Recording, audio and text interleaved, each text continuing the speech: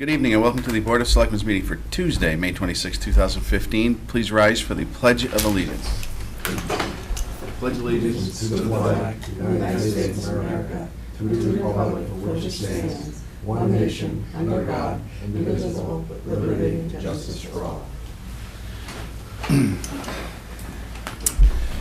I'd appreciate it if you join me in a moment of silence to reflect on our duties as a board to the town and reflect on these and to pray for the safety of our soldiers both overseas and in the United States, and also to remember our soldiers because yesterday was Memorial Day.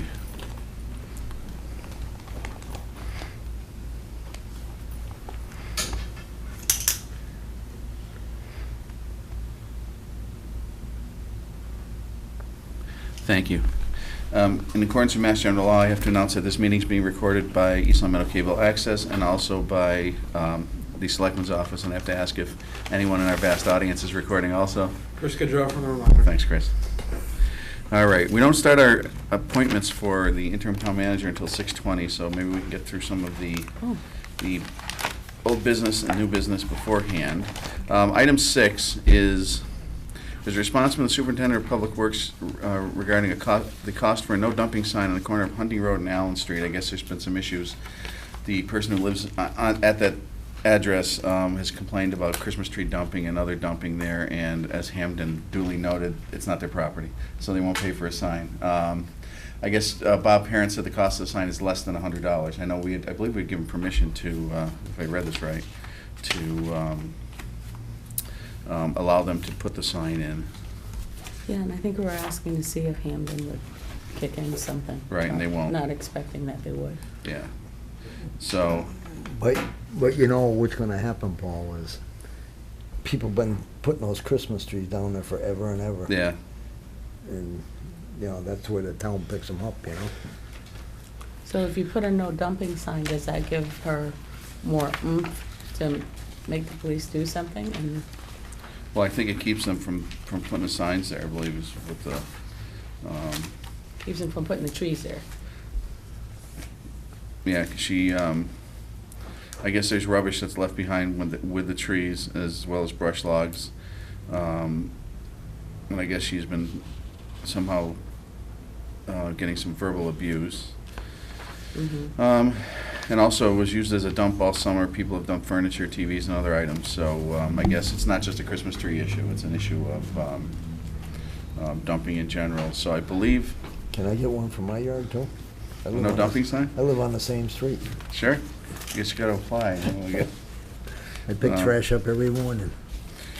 So anyways, I guess the whole idea here is, we've already, you know, the town we really haven't done anything other than we sent a letter to Hamden requesting their assistance, which they're not interested in providing as far as, they will allow the sign to be installed because I believe it's right on the border, Mm-hmm. but they won't fund the project. So the project is going to cost less than $100. So if we give the okay. Through the chair. Yes. Do you think there would be a flavor for splitting the cost with the resident?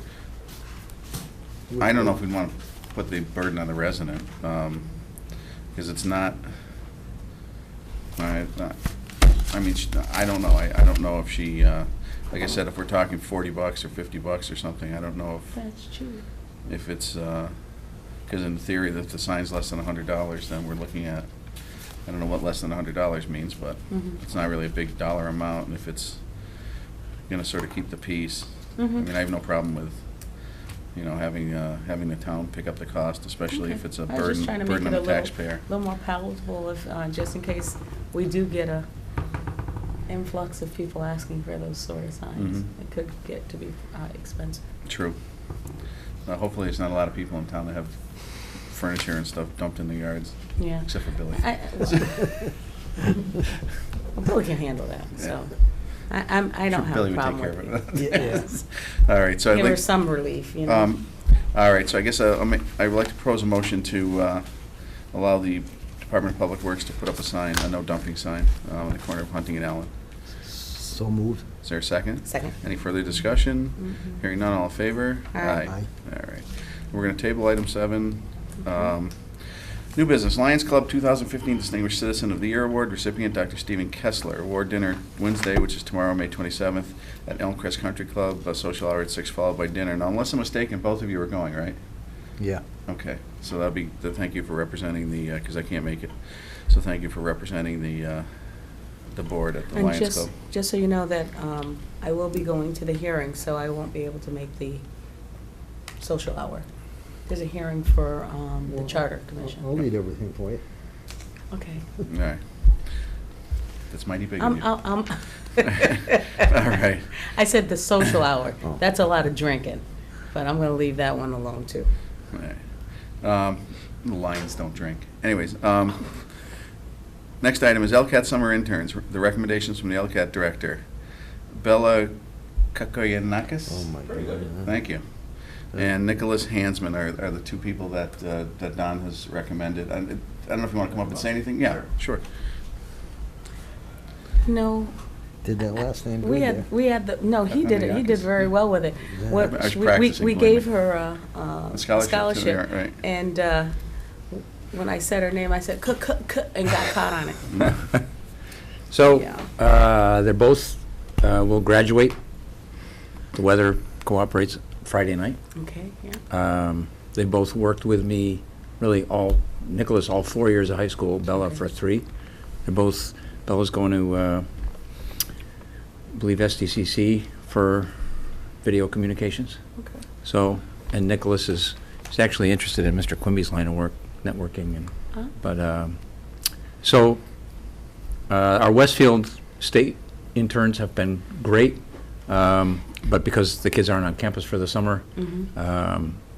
we had one potential person who was interested, but it's just too long of a commute from her hometown for the summer. Okay. So I'm happy to make the opportunity available for technically high school graduates, Mhm. college students, especially since they've really donated so much time over the years. And Mhm.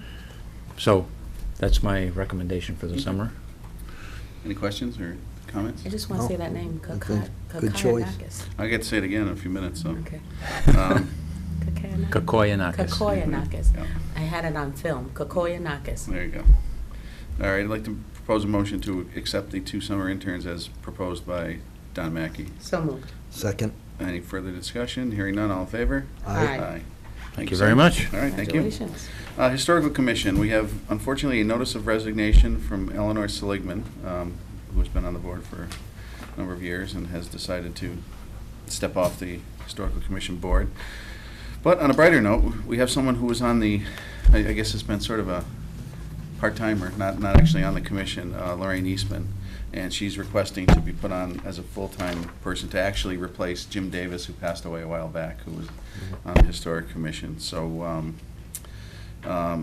Lorraine, if we could send a letter of thanks to Eleanor Seligman for her service on the board, and I'd like to make a motion to regretfully accept her notice of resignation.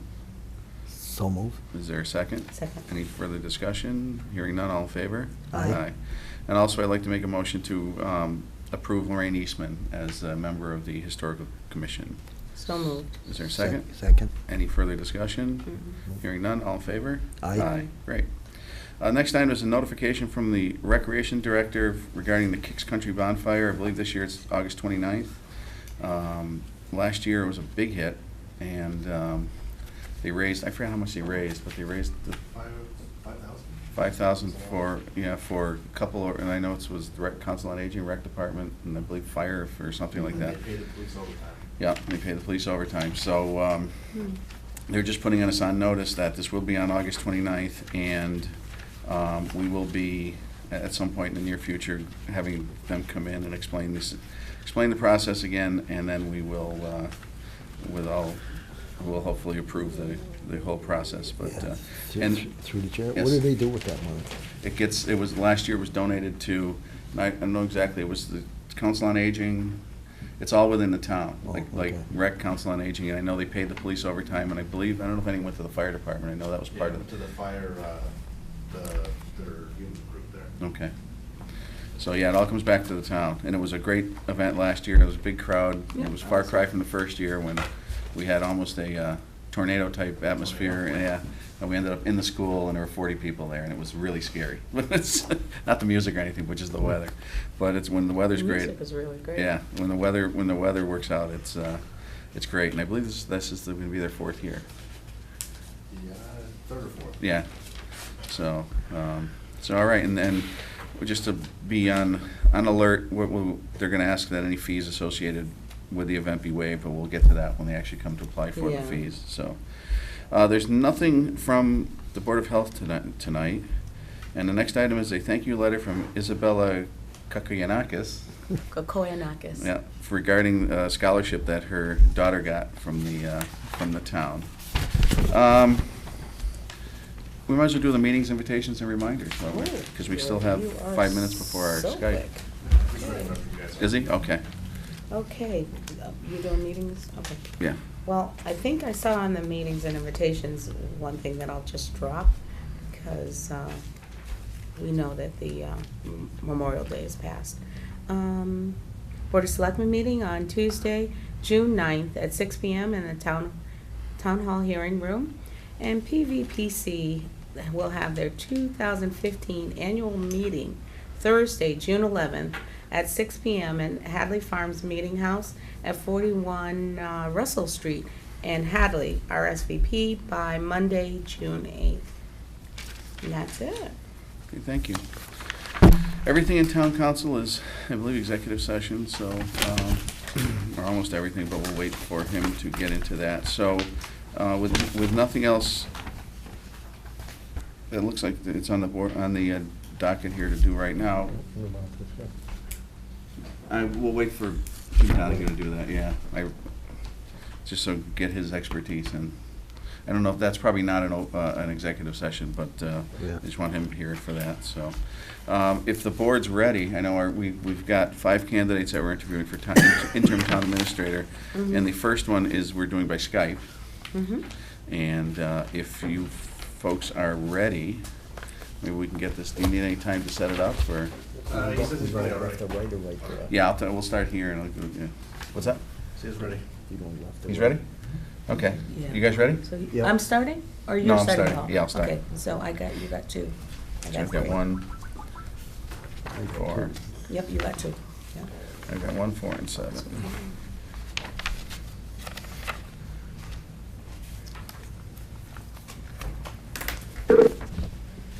Oh, Ryan? Yep, hold on one second. John video. All right, turn you over to the important people. Which way are you going to point that in that case? Mr. Moyer, Yes, sir. it's a pleasure. My name is Paul Federici. I'm chairman of the Board of Selectmen. And we have William Gorman and Angela Thorpe here, the 3 members of the board. And what we're going to do is we're going to ask you we have 9 questions that we're going to ask you. And Okay. we'll rotate. We'll start with me, and we'll go around and obviously answer them to the best of your ability. And then we'll take it from there after we've interviewed all the candidates. So welcome. Thank you, and thank you for allowing me to do this by Skype, by the way, sir. Oh, well, I guess it's a little more inexpensive than flying out here, I suppose. So, all right, I will start. The first question: what, in your opinion, are the 3 most important responsibilities for a town administrator, and how does your knowledge and experience qualify you to meet them? 3 most important characteristics or Yeah, responsibilities. Yeah. responsibilities? I think one is providing direction. This is a team. You are one part of it. You're working with either a board or council. So it's setting the tone. It's having people with the same vision you may have, and it may take a while to get there. But there's staff meetings and where they understand you are the town manager and you're providing direction to them. And so I think it's leadership in that part of showing that. And second, I think it would be a motivation to succeed, and someone who will get out of the office and management by walking around. It's an old term, I know, but it's something I learned early on in my master's program that I've used for 25 years. And just getting out and about with folk, with employees, where they have a lot of answers that you may not have, but you're encouraging them to share with you what are the most pressing needs. And then the third one would just be, I think it goes more to I don't know if it's responsibility, sir, but it's more to character. It's all the things that I put in my, in one sheet to you that, called core values. Who you're hiring, if they had those core values, they may sound something that you would just get off an internet and provide some kind of nice words, but, if you have that copy, that's who I am, on and off the job, and, so I think it all combines having somebody a leader, motivation, where somebody they do know that the town administrator cares about them, open to their suggestions, and then himself or herself having a core values that mean something to the community, to the board, to honesty, to morality, and I think that plays a main role. Thank you. Okay. Mhm. Mr. Moyer, Sir. I'm Billy Gorman. The second question, what in your past experience do you view as your greatest achievement or contribution to the town where you have served? I think, yeah, I can think of a couple things, but let me just choose one. It was like an interim assignment in Galena, Alaska, where I stayed 2 years. We had a national flood signed by the president, where 90% of the village was destroyed.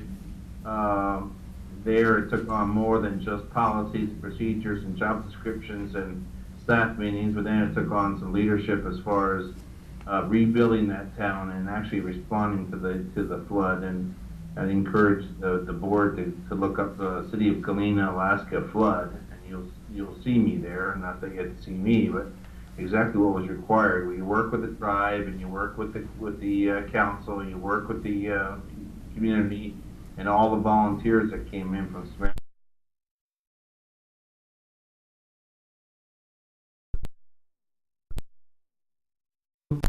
FEMA disaster. A lot of leaders have not gone.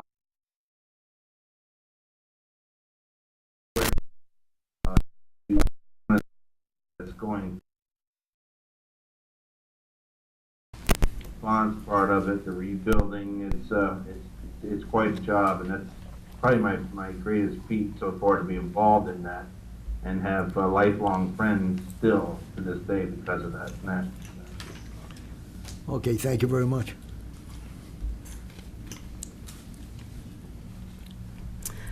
Hi, Greg. Hello. Angela Thorpe. My question is, what do you regret, or what would you do differently in a town in which you have served in San Jose, if given the opportunity? Sorry about that. I'll say it again. What do you regret, or what would you do differently in a town in which you have served if you were given the opportunity? You go back and change it. Yeah. Well, I don't know. It was something that I had to, even as a town administrator, firings are not the greatest want for me, but sometimes it's necessary. And there was an involvement in Galena where I let somebody go because he just, we were all at the end of our rope with some of this flood. And I think I was too harsh. He was a gentleman with 7 kids in a 1-room cabin. He was my driver for utilities, and he snapped off at me, and I told him to go home, and he says, I'm going to stay home. I said, fine, you're fired. Yeah, I had to think about that in my office about 15, 20 minutes, and I chased him down and found him, and we actually talked in the middle of the road. Car to car, and I said, listen, I'm sorry. Not that all firings have to be that you have to reverse your opinion, but when you're wrong, you're wrong. And I won't forget that guy. He was my one CDL driver in a village where CDL was required for the kind of trucks we were driving for utilities, and he made me mad, and I just said, go home, and he said something else, and I fired him. But I put my hand out, shook his hand, and we're still friends today. But that still stands with me as, take a step back, breathe. And, you know, sometimes you have to, but sometimes you can work things out also. So, but he came back on the next day. Oh, thank you. Mr. Moyer, what key qualities are required to manage successful relationships with the Board of Selectmen and other department heads and boards? Key qualities would be somebody who listens, actually, and shares with a board and the department heads as far as the news of the city, where I'm going as administrator, where they're going as department heads or the council or board. So there's a lot of that, just getting together with them, asking them, keeping them informed. Main quality, I think. I'm always a believer that the board or council or commission, whatever it is in the town, you shouldn't hear anything about a city happening at a store, or Walmart's, grocery store, unless you already heard from me. And I take real pride in trying to keep everyone advised by email alerts, and so they know what decisions have been made and something that happened in the city that they should know about. So that's a big one.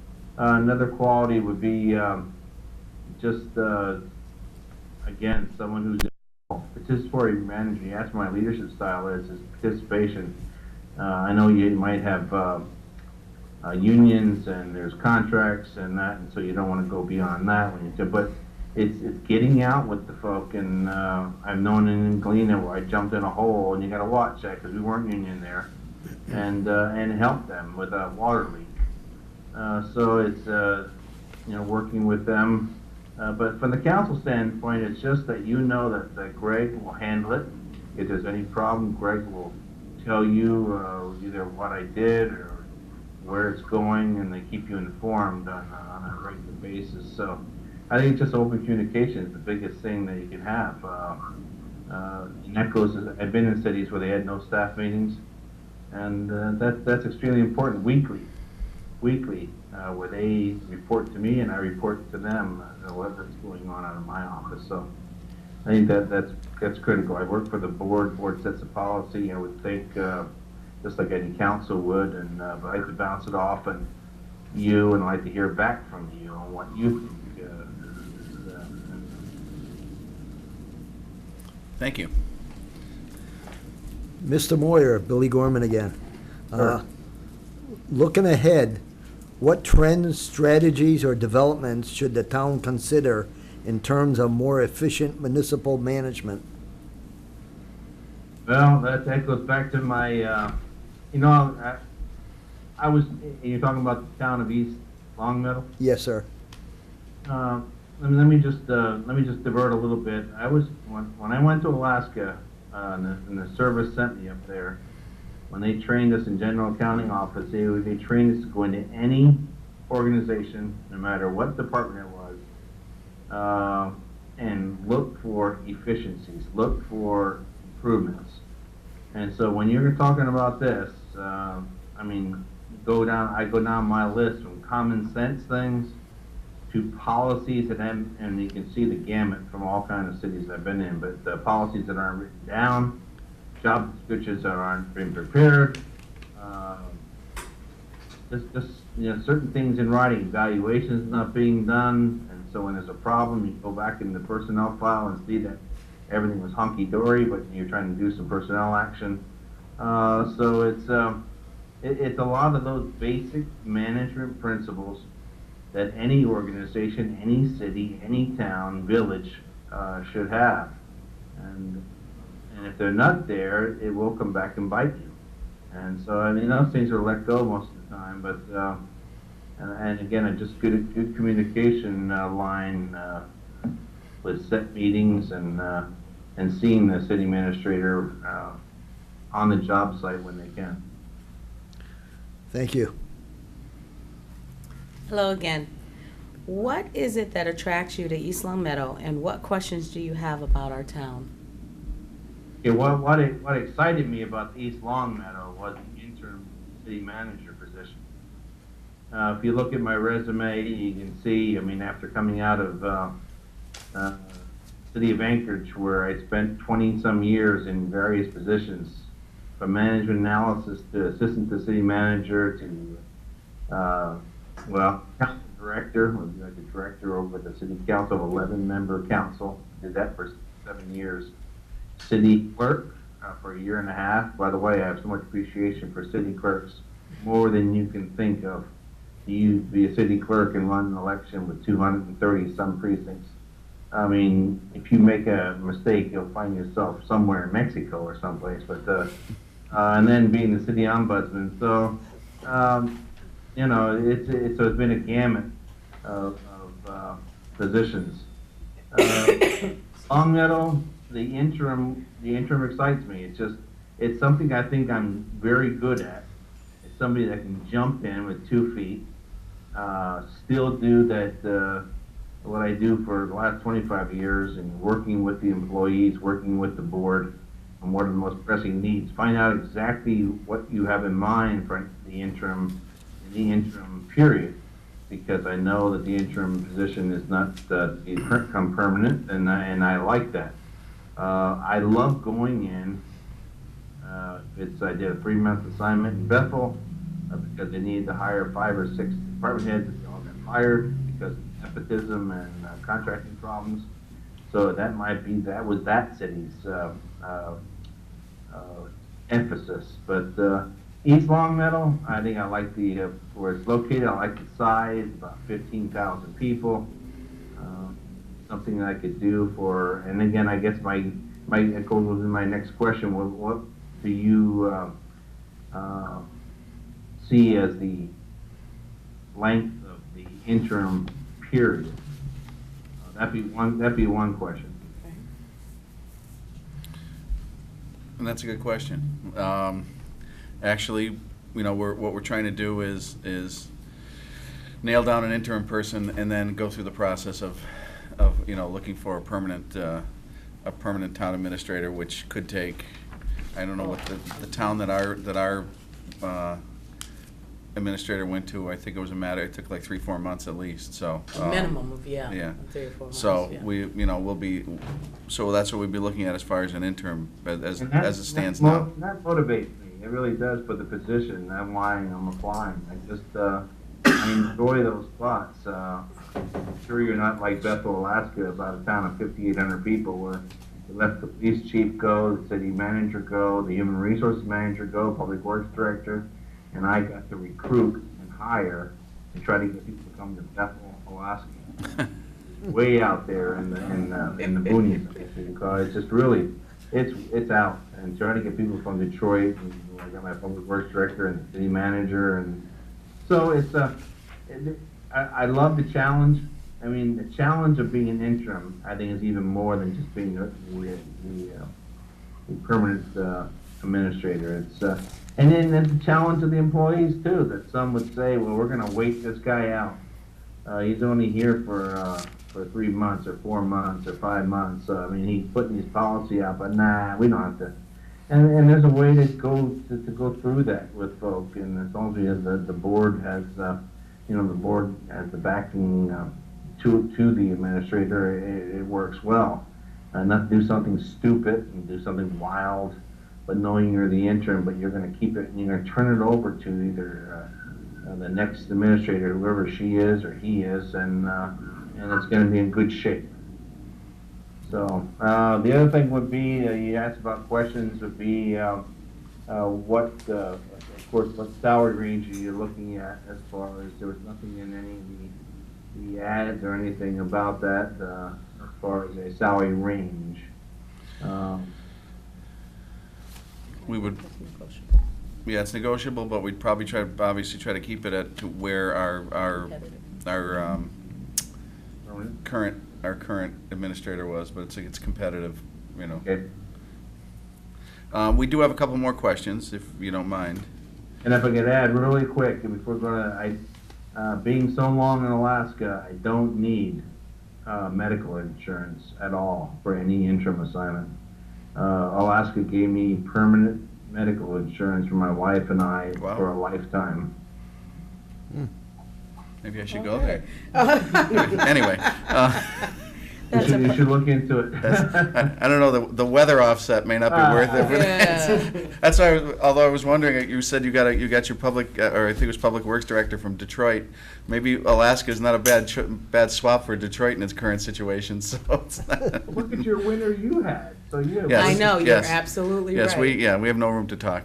Okay. All right. My next question, actually my last question. Do you have any procurement or human resource experience? Everywhere I've been the, by code, in the personnel manager. Of course, Bethel, where I was hiring one. Probably out of the 5 positions to hire, that was the most difficult to find. There are professional websites for that profession, but it's extremely important.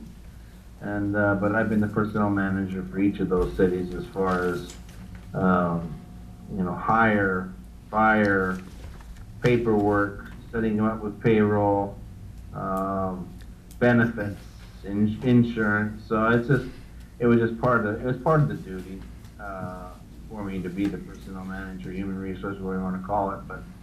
And procurement-wise, I purchased everything, except in Bethel, where they had a procurement officer, their own there. So, it's finding that, making sure you follow the code, if there's code requirements, from the bidding requirements, just to make sure that you keep you out of jail. Okay. Thank you. Yes, we want you to stay out of jail. And you. Thank you. Miss- Mr. Moyer, is there any special consideration on when you can start and how long you can stay on this temporary assignment? There's no limit to the stay. I will tell you, my wife is here in Oklahoma. We're not from Oklahoma, by the way. I was raised in Pennsylvania. Went to school in Pennsylvania, college, and got my master's in the Army down in Alabama. But there is she's here working at a local hospital in Tulsa, Oklahoma, the storm capital of the world, it seems, right now.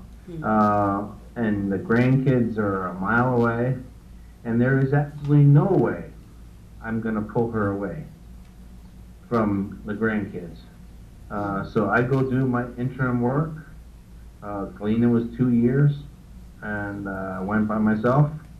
Bethel was 3 months, went by myself. It's something I love to do. She knows that. We've been married for 40 years. Oh. And so there's no limits in the time. And as far as starting, once a contract is signed or something that I have is viable to that, I get in my little blue car, and I'd be there in some days. I drive there. Okay. So I can work. My last day was May 20th, which is last week. At my last interim assignment. So in between the Family Feud and Judge Judy, I am bored to death. So I am ready. Thank you, Mr. Moyer. Mr. Moyer, please take this opportunity to summarize or add any additional things that you haven't said earlier, or that we haven't asked. I won't waste your time. I think I would end with, and I already mentioned before, you have a core values list from Galena. I posted that in plastic in front of every front counter that we have. We didn't have that many, but that was, and I got with the staff. I'm doing this every stop that they would make. That this is me. This is who Greg Moyer is about. So we're gonna do it right. We do it right the first time. Yes, people make mistakes, but you can read through those. And yeah, they're pretty flowery words, and it's good government and all that. But that is me. I enjoy this kind of work. I am so glad to say, I think you made it that the interim cannot be the permanent. To reiterate that, and I just love to get in and help somebody in transition, and keep it going. Again, not do anything that's so crazy that's off the wall, but make improvements. I mean, that's why you're bringing me on. If there's some improvements to be made, let's do it. Working with the employees too, working with the community, becoming part of the community, even as an interim. That's important to me.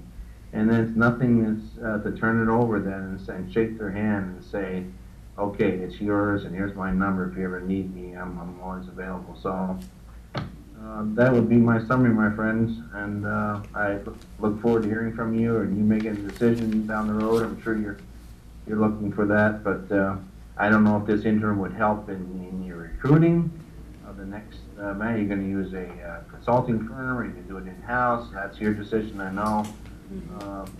We'll see.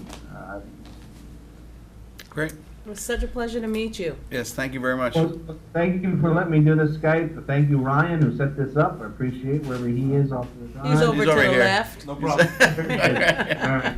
See ya. Thank you. Thank you, Take take care. care. Bye. We'll be in contact. Bye-bye now. Bye now. Thanks, man. You got it.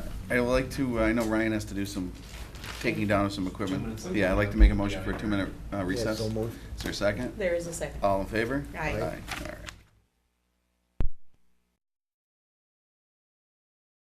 All set done?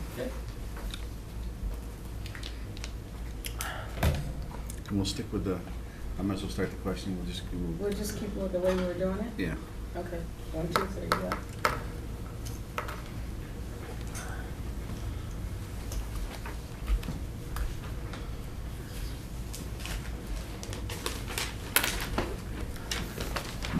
How you doing, Eric?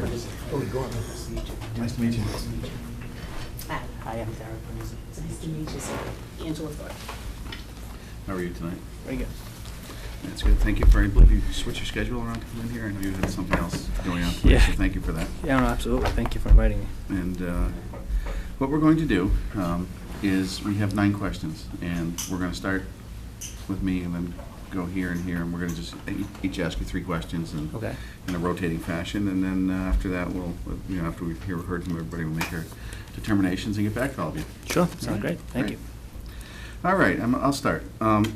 First question is, what in your opinion are the 3 most important responsibilities for a town administrator, and how does your knowledge and experience qualify you to meet them? All right. So I would start by saying I think to be a town administrator, the first thing you need to understand is your role in city government. First and foremost is really to be a facilitator of information. So to work with the Board of Selectmen and other boards and commissions to ensure that they have the information that they need so that they can make informed decisions. I pride myself on the fact that a lot of the things that I've done through my career is really best practices and how I've been able to rebuild certain organizations in the city of Worcester, in the region, around best practices. So that's first and foremost, is really to facilitate information. Second, I think the other instrumental piece for a town administrator is to really work with department heads and staff. And so I look at myself as a collaborator, so that would be my leadership style is more as a collaborator. And so to engage staff, again, they're in essence just subject matter experts. So all ideas really should not come from the town administrator, but hopefully they can bubble up and we can have those types of discussions. In the department that I had just managed, we did a lot of that through strategic planning. We developed a 4-year strategic plan. We're the only department in the city at the time who has run a strategic plan. And lastly, I would say that the other role an administrator really should think about playing is really to be a collaborator externally outside of the municipal building. So engage businesses, engage universities, engage nonprofits. I think we all have a like-minded mission, and so how can we collaborate? How can that help kind of lower the tax rate or try to mitigate the burden on our taxpayers by working with local businesses and have them play more of a stronger role in the community. Thank you. Derek, my name is Billy Gorman. What in your past experience do you view as your greatest achievement or contribution to the town where you have served? That's a good question. So I would say 2 things, if I could, one on a personal level, one on a professional level. The department I was asked to take over by the city manager came amidst the 9 seat cuts in 2009. I think we all remember those. The city manager turned over the department with 4 FTEs and a budget of $18,000. I was able to, and he asked me to rebuild the department. He said that the current structure was unsustainable. So I was able to rebuild that department, focusing on sustainability.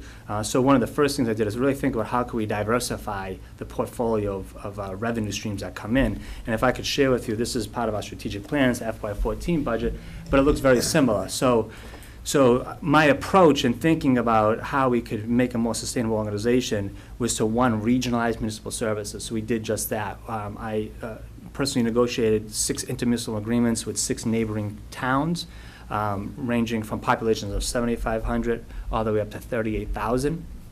And if you can see from that budget pie chart that 25% of our funding stream came from the city of Worcester. The other 25% came from the 6 municipalities that we were working with, and the last 50% came from grants and contracts. So we did a lot of hard work over the last 5 years to try to diversify that portfolio of funding streams.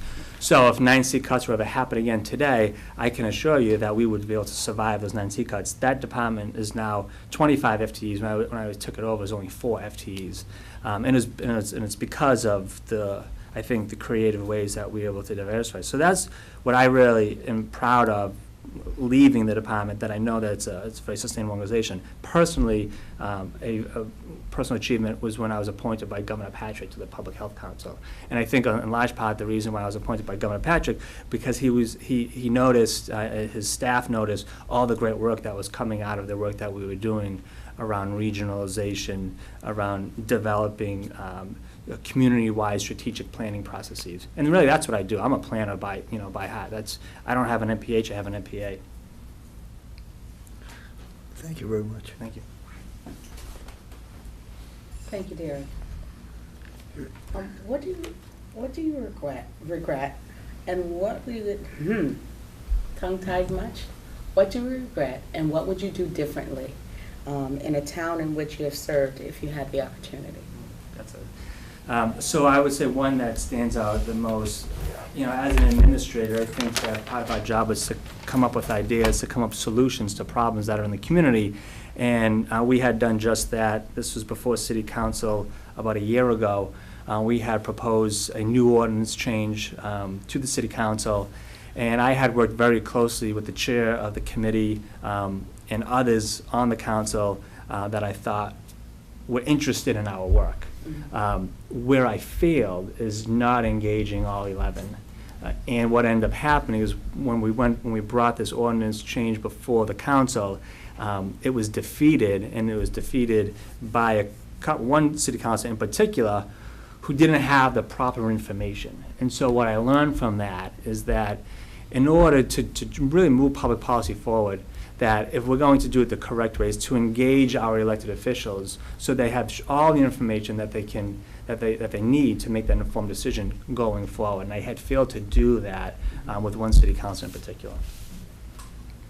Thank you. Derek, what key qualities are required to manage successful relationships with the Board of Selectmen and other department heads and boards? So I have 14 years service in the Air Force, and there's 3 pieces of qualities that we live by: integrity, service before self, and excellence in all we do. And so I think if you kind of live by those three key qualities, it'll go a long way. Certainly for integrity, that as municipal servants, we owe something to our taxpayers. And so to have that integrity day in and day out, that you're always on duty 24 hours a day is important. I mean, I worked under Michael Bryan, who was a 24/7 guy, and learned a lot from him during that time. Service before self, every one of us in this room will be gone someday. And so recognizing the community will always stand there. And so I think that's really important to know that you're just a piece of the puzzle moving forward. And so recognizing that the community is first and foremost. And then excellence in all we do, that we really shouldn't think about doing things halfway. I feel like that over time, I think it's changing more so now than ever, but that, municipal government, municipal employees really take a bad rap. But, there's great employees that are doing great work each day in and day out, and to recognize them for doing that work is extremely important. Thank you. Derek, looking ahead, what trends, strategies, or developments should the town consider in terms of more efficient municipal management? Well, I think all communities are really going to be facing some trends that they're already seeing now, such as OPEB. So, trying to grapple with some of the financial constraints moving forward is something that I would pay close attention to early on. One of my strengths is really financial management. I talked a little bit about that with how we were able to establish a sustainable organization. So that's a trend. OPEB liabilities. Looking forward in the future, trying to withstand another recession that may be coming forward is something that I think we need to pay attention to. But strategic planning, again, I'm a strategic planner, and something that I always wanted to do, whatever organization I'm working for, is really think about where do we want to be in 5 years from now. And so to gather that input, engage department heads, line staff, elected officials, appointed boards and commissions, to really get a better sense of where we all see the community being in 5 years, and then prioritizing what we can afford, what we can't afford. Government can't do it all. We know that, and so how can we work with some local partners on trying to advance some of those issues a little bit faster than we could do ordinarily. So I would say that certainly strategic planning would be something that I would want to think about in a very short order and develop a strategic plan. Thank you. Beyond capital improvement planning, which I'm sure that you've done a lot of already. Thank you. What is it that attracts you to East Long Meadow, and what questions do you have about the town? So I worked 15 years in the city of Worcester. My wife and I, and we have 3 children, because of residency requirement, we were forced to live there. Mm-hmm. And so I'm now transitioning. I'm working up at Portsmouth, New Hampshire right now, full-time with the Air Force. And so this is an opportunity that where my wife and I are looking to kind of transition to a smaller community. I have a son who's entering junior high, a daughter who's in high school, and a good friend of mine, Leon Gaman, who's a former town administrator here, I had talked a lot to prior to coming here, and he spoke very highly of East Long Meadow. He really did. He actually said to me that it's a community he would not have wanted to leave, but he had career opportunities. So hearing him, who's a close friend, hearing him talk very highly of East Long Meadow, it's something that I am certainly interested in learning more about. I heard my son hopes to play lacrosse next year, and I heard they have great lacrosse out here too. Yeah, so what do I want to learn more about? I would like to learn more about the school district, how that operates, the relationship with the municipal government and the school district, and how they are working collaboratively moving forward. Great. Let's see. All right. Do you have any procurement or human resource experience? Yes, so all of the above.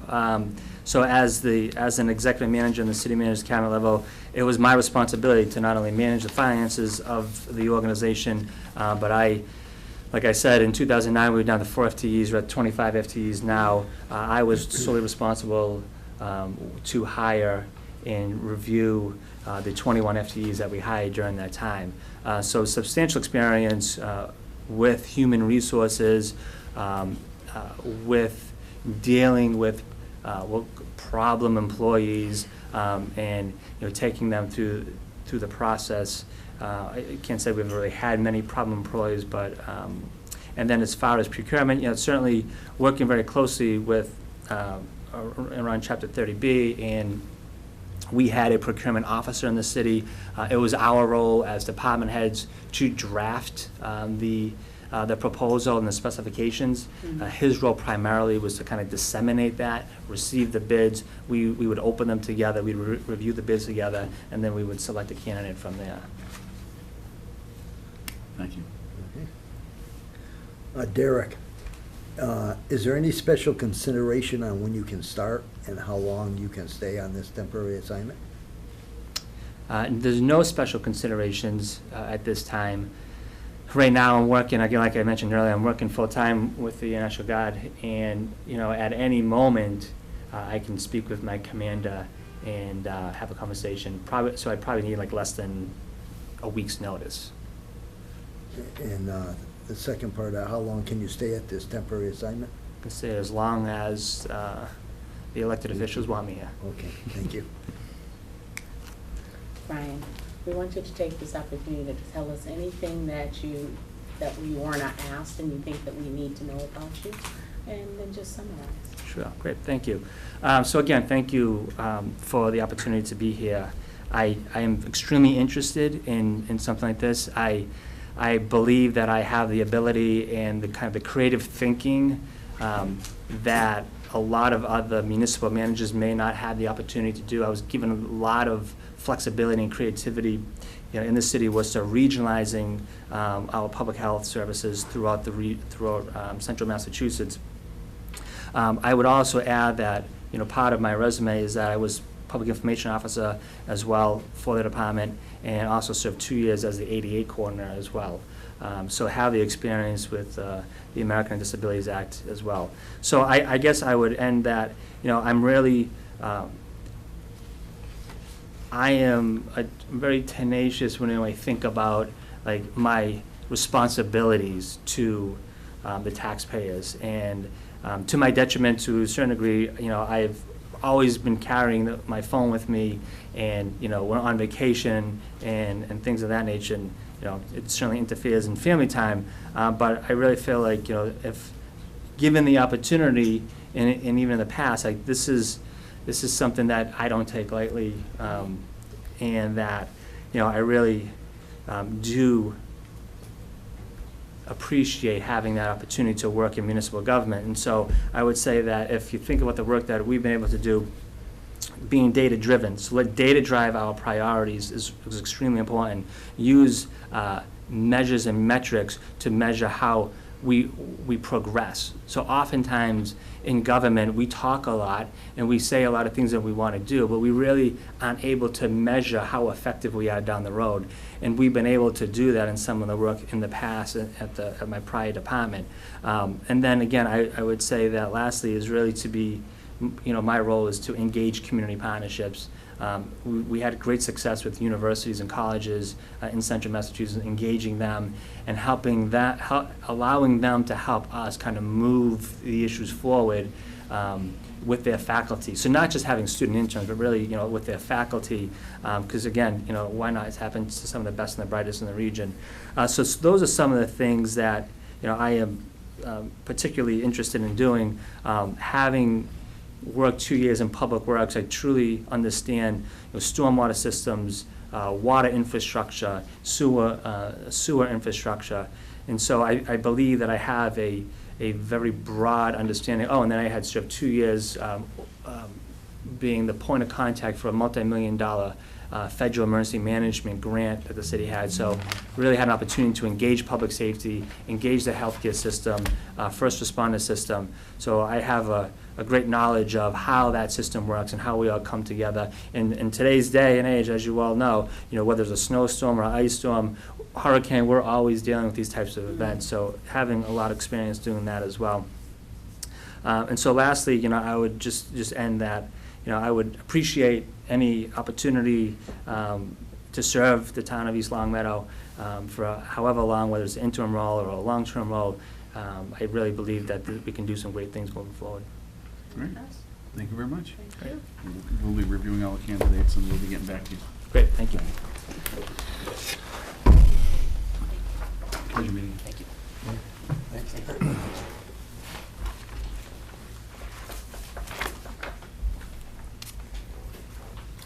Is your next one up there? Okay, I believe we're, Quick minute. oh, well, Laurie, just 1 minute. Yes. All right. Too fast.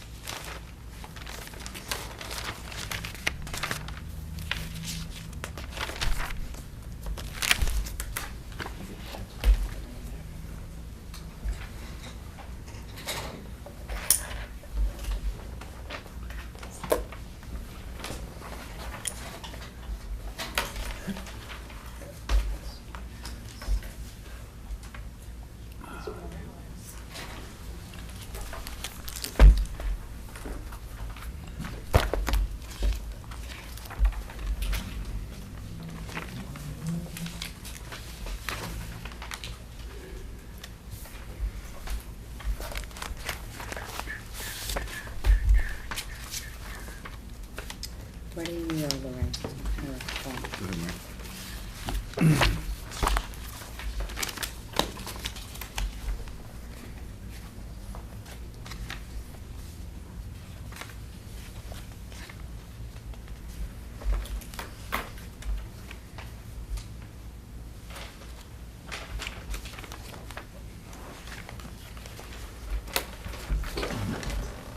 How are you, sir? Good, how are you? Good.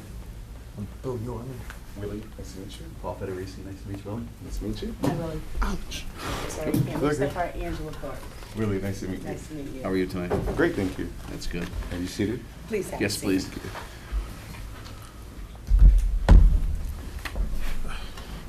welcome. Thank you for coming in. What we're doing is we've got, as you probably know, we have 5 candidates, and we've got 9 questions that we're asking each candidate, and then we're gonna, decide, obviously who fits our bill here, and we'll go from there. I'm gonna start the questioning, and then we're gonna go to Mr. Gorman and Ms. Thorpe. So, if you're ready, okay, I will start.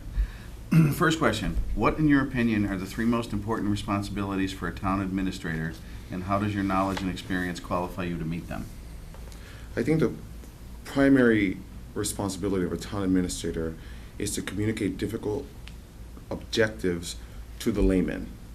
So the community member who doesn't have economic training, who doesn't have municipal training, that's the person who I, as an administrator, want to reach out to. I want to put them at ease and know that I have their best interests in mind. And a lot of the times that may mean sitting with them for 2 or 3 hours and explaining to them what a capital budget really means. The second would be what accountability means must be defined by the community and the town administrator together. It's not a one-person thing, it is a comprehensive situation.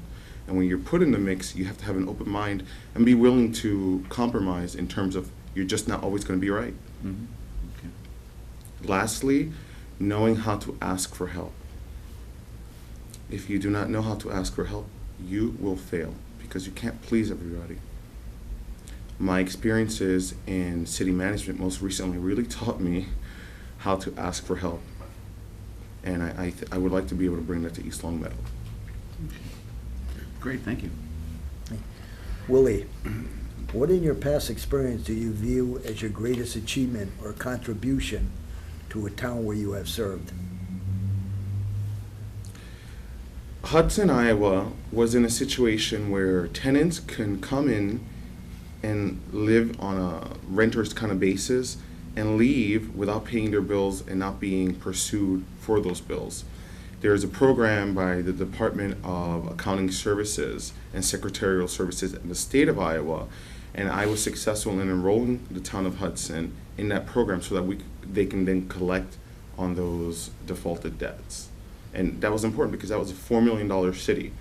$100,000 here or there made a difference in that community, and they're enrolled in that program now, and they're trying to fill that gap. Okay, thank you. Thank you. Willie, what do you regret? And what would you do differently in a town in which you served if you had the opportunity to? I wish that I could communicate to them the importance of empirical studies, the importance of knowing the difference between a financial study and an economic cost-benefit analysis. Knowing how to discount the value of tomorrow and putting it for today is the difference between knowing when something costs more than really you can take on as a town. And I just didn't have enough time to do that, and I wish that I did have that time. Thank you. All right. What key qualities are required to manage successful relationships with the Board of Selectmen and other department heads and boards? To deal with the Board of Selectmen, and I would call them council members and stakeholders, you have to listen to their story. You can't just listen to the fact, you have to listen to that person. That person carries on their shoulders the expectations and the responsibilities of an entire community that you may think you're addressing, but you are not unless you're listening to that person's story. So it may mean you stay after 5 o'clock. It may mean you come in at 7:30 instead of 8 o'clock. It means that you might have to sweat and you might have to deal with somebody yelling at you a little bit. Okay. Thank you. I'll set, Will. Looking ahead, what trends strategies, or developments should the town consider in terms of more efficient municipal management? Trends. This town is slated to get a population increase soon. We're having in Springfield, they're building the casino. They're gonna have a population increase there. So when you see neighboring municipalities growing, you're gonna grow too. You have to decide as a town, what does growing mean to you? What does it mean to those who are employed, and especially with communities like the elderly that you need to take care of moving forward? You have to think about how you would deal with that community. Who are you gonna leave out? There's always gonna be someone who's not gonna be satisfied, but how can you soften that blow? Are you gonna freeze a tax revenue? Are you going to incorporate an abatement program? You have to look at what's happening around you and then think about what it means to you. Okay, thanks, Will. Thank you. What is it that attracted you to East Long Meadow? And what questions do you have for us about our town? I'm from New York City originally. I'm from Queens, and I have family who's been in Western Massachusetts, Springfield all of my life. I remember taking that Peter Pan bus back and forth all the time. And I remember one time our car got broken, and my dad, he walked into one of the police officers from the town. I was young, I was maybe 9 years old, and we didn't speak that much English. And the police officer helped him. Not only helped him, he put gas into one of these little containers, and he took it. And I remember that kindness. And so that's something that, as a big city person, you don't really think exists, but then when you find it, it shakes you up a little bit because it makes you say, hey, maybe you can be that way. And my questions to your town, I know that you guys have a lot of capital projects, especially coming with development of this building. How are you guys doing with communicating what those needs are to the community? Are they satisfied with your explanations of what it means to develop versus renovate? Because sometimes the word in the lexicon, renovate, they think they're watching HGTV, and they don't understand that repurposing a room can change whether it works for you or not. Well, to be honest with you, we have situations where we have, especially with this building, where we've had proposals come through and we thought they were all set, and then we've had kickback, if you will, from members of. Oh, last minute? Even the boards, That's fun. Yeah. So getting the message out to the townspeople is secondary to getting the message out to our own department members and employees and things, so. We thought it was out there. Yeah. And when it's always an issue to try to get the message out. You know, what we try to do is if we have a project, we try to get whoever's involved in the project to have public hearings, public forums. And once again, with that, you're at the mercy of, you've got almost 16,000 people in town, and you may have 10 show up. You know, it's a function of how much 10 people, is generous, isn't it? Yes, how much people really want to know about the project. You know, it's only a certain group of people, so it's probably, I'm sure it's the same everywhere, but that's some of the problems that we're facing. Yeah. And I know you guys want to develop the wetlands. How is that coming? Well, we're not really. You talking about? You the did a brown, study. Yeah. Once again, we have some use on it now, but other people there haven't really been a tremendous amount of different projects being brought forth, because there's only a small amount of that actual property that can be used for, say, athletic fields and things. Like, vast majority of it is wetlands and past, hiking trails and things. So, so we're still sort of in the infancy with that, but we have one project there now, community garden, and there are other rumblings, but we haven't. Nobody's brought anything before us yet. Have you guys considered? I know that the city of Springfield has dog owners who come a lot to your dog park. Mm-hmm. Maybe charging them so that you have a revenue stream from there. Is there any way to do that? Yeah, there might be, but we have, you have to look into it, because then once again, it's going to be the mechanism to get that in place may be something that's more cumbersome than it's worth. Right. Yeah. So, I like that but it's something to idea. look. I like that idea, though. Yeah, I do like that Yeah. idea. Little doggy toll booth. Well, I know I'm going to hear about that from somebody. So, but in any event, all right. Have we answered your questions? Yes. Okay. Thank you. My next question, and actually my last question, is: do you have any procurement or human resource experience? Yes, I have a training in industrial and organizational management, It was a semi-minor in my master's here that I just completed. And again, with human resources, you have to really listen to the whole package. You have to know what motivates people, what motivates public employees, very different from what motivates contracting. And I do have a lot of experience with that, especially I used to be a loan officer. And I don't know if you know about the tellers. They're not the easiest to motivate because of the type of work that they do. So you have to make sure the people that you select, what their personality types are. Great, thank you. Thank you.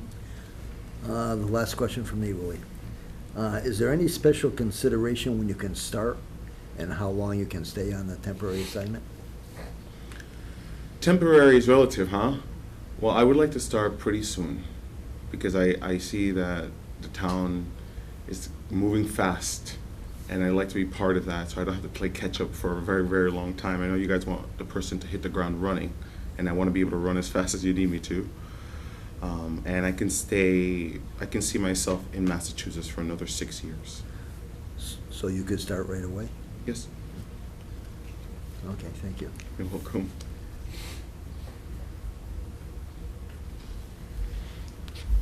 All right. This is your last question, Willie. Pretty much anything, summarize, and then also tell us anything that you want us to know about you that hasn't been covered in the questions, and then just summarize them. I have a very different background. I worked in Italy as a tenor, singing with the opera for about 9 years.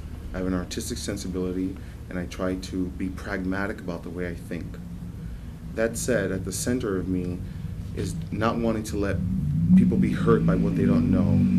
Growing up in a household where you have a single parent or they don't know what's happening around them, they can get into so much trouble simply by not knowing.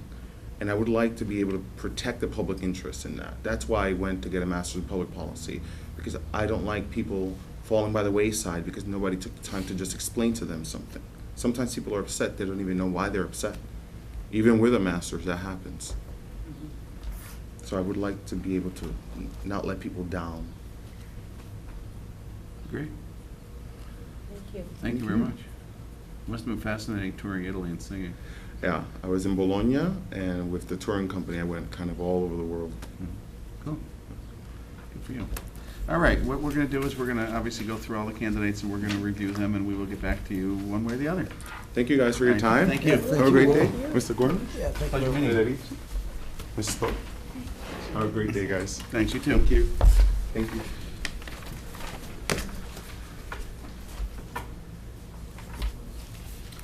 I didn't think it would have been fair to ask him to sing. Well, I really was wanted going to, I didn't dare. How Although, often do you get a town administrator slash tenor? Huh? I was a tenor. Were you? I used to sing 10 or 12 miles away. There you go. I've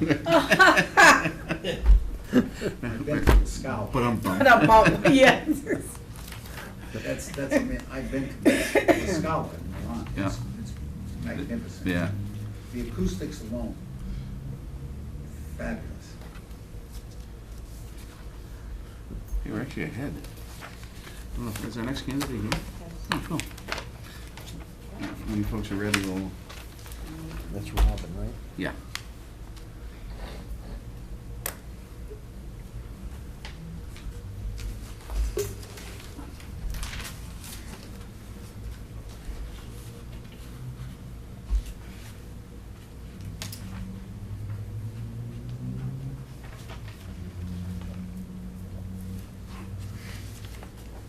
Ready when you are. Okay. Billy, ready?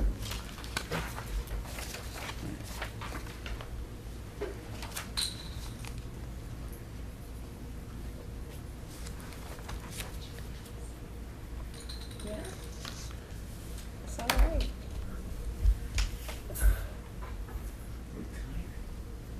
You look tired.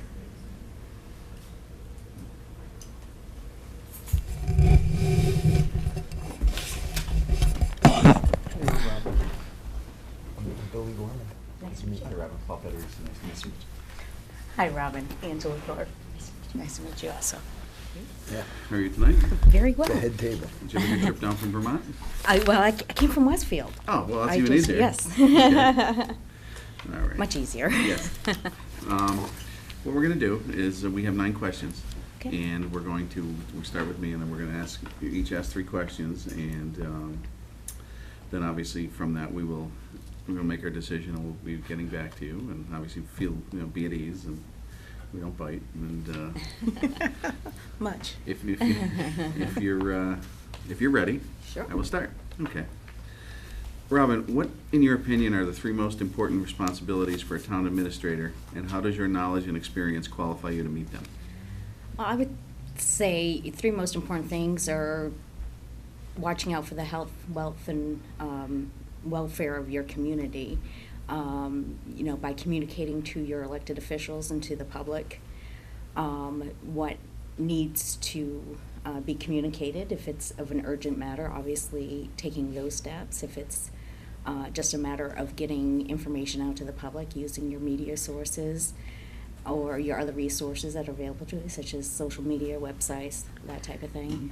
I think what characteristics that bring me to be able to provide those things is I have about 20 years of public administrative experience, both working in municipalities as well as nonprofits.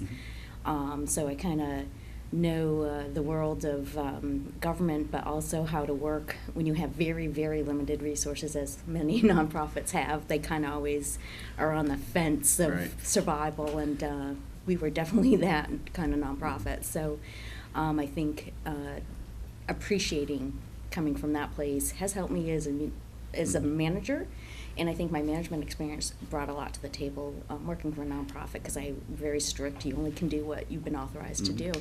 So I think there's a lot of discipline in that, and that's what I bring. Okay, thank you.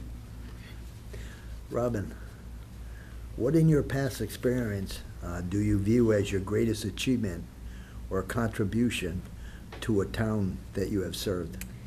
Well, I think probably, and I think I've done this in several organizations, is one of the things I enjoy the most is sort of the budgeting aspect of the job. And I think I've been able to make probably all of my communities or organizations, as far as the nonprofit goes, financially more stable. And some of them were more at risk than others at not being stable. But I've implemented capital improvement plans for the first time for multiple organizations. I've given them realistic budgets, which some weren't even close to being in that category. So I think I've left each of them more financially stable, particularly, and I'm going to say Barry, probably more so than any other community I worked for, was in that category. Very unrealistic budget, both on the revenue side as well as the expense side.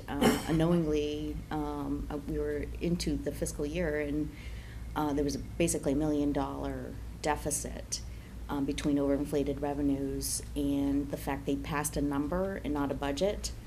So cuts weren't made to match the budget that was approved by the voters. So a combination of about $1 million and things that weren't funded that no one knew until I went to formulate the next budget, which was pretty immediate. So that was, I think I laid the groundwork for them to be financially stable. It's like the building block. We were at ground zero, and then you could build and carry on from there. Okay, thank you very much. Robin, if you had an opportunity to change something that you regretted that you did in a town that you served, what would it be?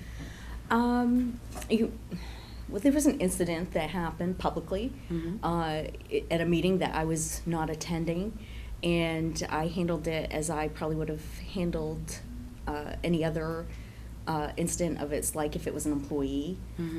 Try to use discretion and not make a bigger deal out of it than it needed to be made. Unfortunately, that didn't work, and I think maybe it should have been met in the same arena of which it happened, and maybe and it was up. And basically, it was up to my board to really do anything as far as say anything or that, because it was an appointed, volunteer board, and but it had real legal and financial implications on the town if this behavior was allowed to continue, and I think that would have worked on most, the average person, Mhm. just someone speaking to you and saying this behavior is not appropriate. Mhm. It didn't in this case, and so I think maybe it should have been dealt with in the same way it occurred. Okay. And I think it was dealt with properly, Mhm. but the results didn't work, so therefore I would change how I did it. Okay, thank you. All right, Robin, what key qualities are required to manage successful relationships with the Board of Selectmen and other department heads and boards? The communication has to be at the top of the list. Having one of the first things I do when I come into a new community is I sit down and meet with each of the elected officials on my board or council. I also do that to everyone who reports directly to me, and that sort of begins the basis of our relationship. Sort of a relationship I'd have with a board really starts with the interview process, but sitting down, getting an individual sense of what's important, what you feel are the main issues for the community, what things you would like to see me tackle, firsthand, and get to know your style, how you like to be communicated with, email, phone, those type of basic things. And then with staff, that's really the beginning of what becomes our work plan, both mine and theirs. And getting a sense of what they would like to do and what they see as things they would like to accomplish or change, and let them know. I have a checklist of sorts that says this is what you can expect from me and this is what I expect from you. And I really do view myself as a resource for other staff. If I expect them to know more about their respective jobs than I do. I'm not going to tell the police chief how to arrest someone, but if he tells me he needs something, he or she tells me they need something, I'm either going to try to address that immediately if I can, or through the budget process. And so that I want to relay that information to them, that's my role in large part as a resource officer. Thank you. Robin, looking ahead, what trends, strategies, or developments should the town consider in terms of more efficient municipality management? Well, certainly one of the things that we should be looking for is more regionalization and working with your counterparts more effectively. I think coming from Maine, that's something we've been doing in many ways. Some is more apparent than others. And that's something I'm open to. Sometimes it works, sometimes it doesn't. Sometimes it will save you a few bucks. Sometimes maybe you don't save any money, but you get better service. So that, to me, is equally as important as saving a few dollars. You should be you want bang for your buck, I think, at the end of the day. You want to be able to have services that you're proud of and what you offer people. And I think, if anything, sort of coming up as a manager through Maine, we do that a lot. And I will tell you, being a manager in Vermont, they do not. And so it's a very different world than I'm used to in how they're very siloed there. And it felt awkward and different that you didn't really rely on people. You didn't share information. And usually there's no sense to reinvent the wheel. So you can say, oh, does anyone have this policy or is doing this, and I can borrow some ideas. That exchange didn't happen very often in Vermont, where in Maine that's a common everyday place. So I think that's something I can bring to the table is being used to that. So with, trends, certainly money's getting tighter. I mean, every year since I started years ago, it's a different world. Grants aren't as plentiful as they used to be, harder to get, more hoops you have to jump through. It doesn't even matter forget just the grant kind of hoops. It's your everyday regulations, if you're dealing with water and sewer, those have increased. Yep. Homeland security issues, all those things are just getting more and more, and you're trying to do it with less, really. Yeah, exactly.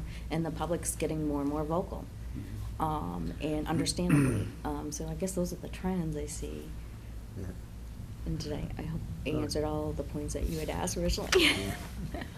Is the state of Maine as big on unfunded mandates as our beloved state is? Of course, and with, this is on Son, TV I know right I know I chuckle at him. and and not honoring statute required funding to the towns is being taken away. And of course, if you want to change something, go ahead and change it legally. Just don't stop doing it because Right. the state's in trouble, I guess would be my Yeah. message. Okay. At least we're all on the same plane. Hey, thank you.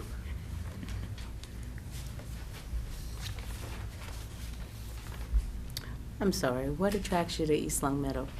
Well, And, I'm sorry, it's Yeah. two parts. And do you have any questions about our town? sure. Well, I mean, I think this is just a pleasant little town. I just literally moved to this area about 3 weeks ago. I think 3 weeks ago yesterday. So I thought it was very good timing that I opened up the paper and I saw the ad and I said, this really works well for the situation I'm in Mhm. and for my future and, for my big picture. And, municipal management is what I do. You have a need for an Mhm. interim individual. So I thought that was just sort of a great start. But I really enjoyed this area. Part of the reason why I can see my long-term future, and I'll put my personal situation brings Mhm. me to this area. Mhm. And I can really see that being part of it. And East Long Meadow playing a role into that. And now I forgot your second part of the question. Oh, the second part, do you have any questions about our town? I do. Yes. I guess what would you like your interim town manager, excuse me if I say town manager, town administrator to do for you during this time? Everything. Chair. Everything? Because we've been spoiled by the gentleman who left, who was here 10 years and basically did everything. So, no, obviously you'd have to, get your, if you were to get the position, get yourself acclimated and then you'd see what, a lot of it revolves around our board. Mhm. And also we have, the office to run. And I know our town, not that it's huge, but I think that where you were was like 4,000 people, so we're It about was. 16, so we're about Yeah. 4 times the size, and our budget's about $54 million, so it's a little bit bigger. So, but it would be obviously to assist us run the office, the Board of Selectmen's office, and also sort of be a conduit between the department heads and us for Mhm. various things, and basically be a jack of all trades. Mhm. If anyone wants to add to that. Be a woman. No, I'm sorry. Is, if I may? You sure? What type of commitment are you looking for as far as time that you think your process will go as far as finding a room? That kind of leads into Oh. one of the questions. We're not, this is the first time we're doing this as a board, so Mhm. we're thinking it's gonna be a process of probably at least a few months. I know, Mhm. where, and I've said this before, but where our town administrator we went to Wilbraham, Mhm. and they had 47 applicants for the permanent position, so there was a process to whittle those down and get the final interviews and everything. So we're probably looking at, I would guess, 2 to 3 months, as a safe guess. I may be short. I'd say 3 months at Yeah, the very yeah. minimum. So that's probably, that's what we'd be initially looking at, and maybe more than that, Okay. If the candidate we hire does a good job, we may drag our feet. No, you didn't say that. No, I didn't say that. But in any event, yeah, that's probably what we'd be looking at is at least 3 months, and then, so. Mm. Any further questions? I'll just take a look, because I think some of them have been answered. That's not your last question. Yeah, there's 3 Oh, more we've there's got, more. so. Okay. I was just wondering what you felt were the biggest issues facing your community, I guess would be. Budget and budget. Yeah, it's finances is, Mhm. Once again, cuts at the state level, the fact that we can't tax our residents to death. So you're dealing with a finite amount of money and people who want raises changes that have to be made, infrastructure changes, just the operating of the different areas of town. It's a challenge, you know. Everybody wants a raise, but you're limited, and you feel bad because everybody's qualified and they deserve it, but you only get so much money in the pot, as I say. So that's that's one of our biggest concerns, and obviously the needs of the town, of the taxpayers, is also having DPW run properly, so everything's taken care of, have other town offices run properly. So I'm sure it's just basically the same everywhere, but it's just, and that's what we see in our little corner of the world. So. And finding additional revenue streams. Yeah, additional grants and whatnot to offset the stagnation in our income from other sources. So. I can appreciate that. Through the chair? Yeah. But it's like the town, we just had a town meeting. You know, like Paul said, we only got so much money, but the town people want things. Well, there's only one way to pay for it, you know. You go up on taxes, so. Yeah. We do what we can to hold the taxes down, Yeah. but Exactly. the people are the ones that vote at the town meeting, so they decide where their taxes are gonna fall, you know, and you try to explain that to them, and it's tough sometimes because, you know, we have probably a younger town now, huh, I would say. I don't think so. Yeah, it's getting that way. You know, it seems like there's more younger people coming in town here, so their wants for their children are more than a senior town, you know, so it makes it a little tougher sometimes. Yeah, I can, Because nobody likes to, taxes going up. that's true. Young or old, Yeah, for young or sure. old, you're right. And I can relate to that coming from Brandon.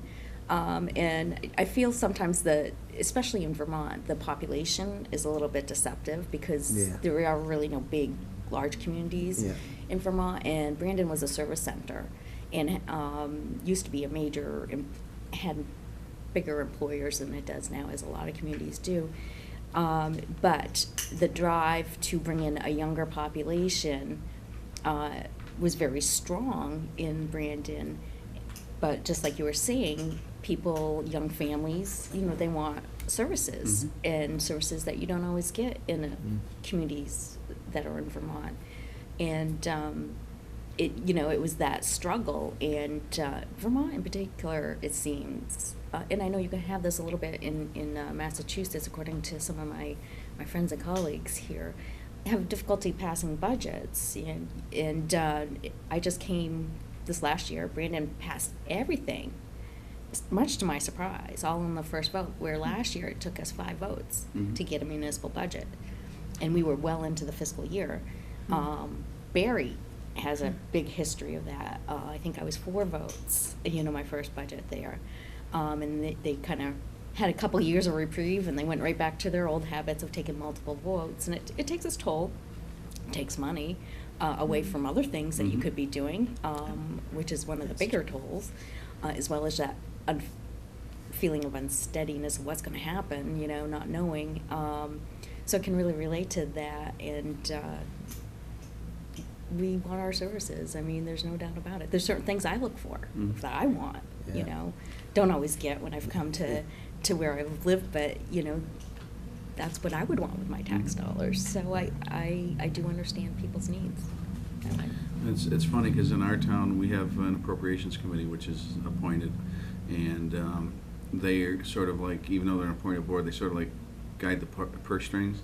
So when we come to budget time, they look at the money that's coming in from taxes from the state, all the various revenue sources, and they give us guidelines. You have a 1% increase, and we try to abide by that. So we really don't have, I mean, in all the time I've been here, I don't think we've had an issue passing the budget. Little tiny items in the budget people question, but the budget as a whole is usually passed in the first vote. So they do a good job explaining it. They do a good job, laying out the framework of what's involved in the budget, the different items, and what they go, how they go, where they go, and how they're used. And so it's it's one of those things.